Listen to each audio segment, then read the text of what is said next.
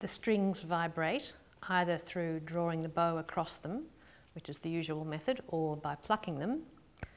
So the vibrations of moving the string are taken into the body of the instrument via the bridge that the strings are strung across. That transmits the vibrations down through the belly of the instrument. Inside, underneath the bridge, inside there's a sound post, which then transfers the sound to the back of the instrument, and then so the whole instrument is vibrating and the sound comes out through the two F-shaped holes in the front. All violins are tuned to the same tuning. The top string is E, the main string that we tune to is A, like the A that's given for the orchestra. If you go to an orchestral concert, the oboe gives an A, that is our second string, and then D and G. So the strings are all a fifth apart.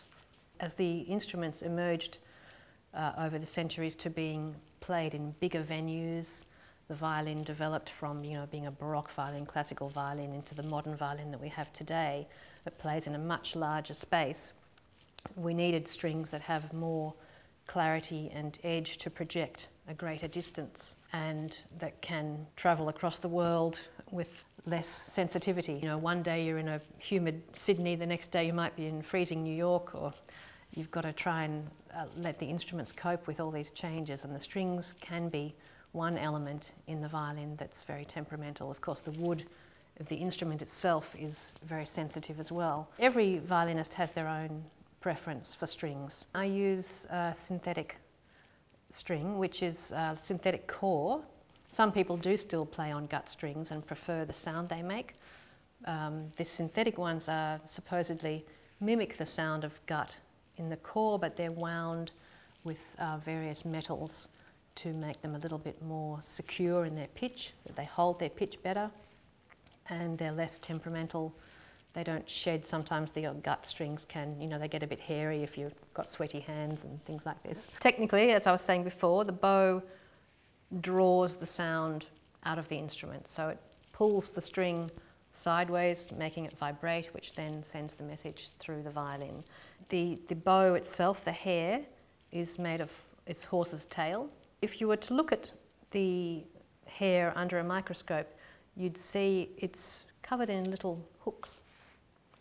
And with the assistance of some rosin, that helps grab the string. We need the rosin, which is made from sap, to help the hair grab the string.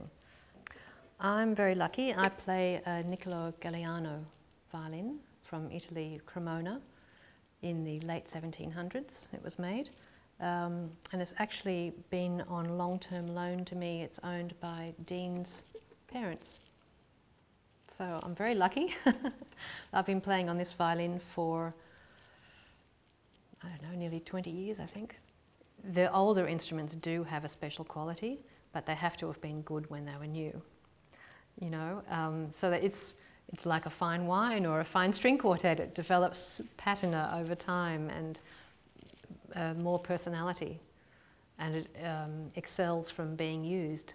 It's got a lovely, sweet sound, but a very nice, rich lower register, which suits me very well because that's the sound I like, and I think maybe we suit each other because I tend to bring that dark side out in the sound. And I'm the second violin, which means that a lot of the time I'm playing possibly more on the 3 lower strings than the 3 upper strings.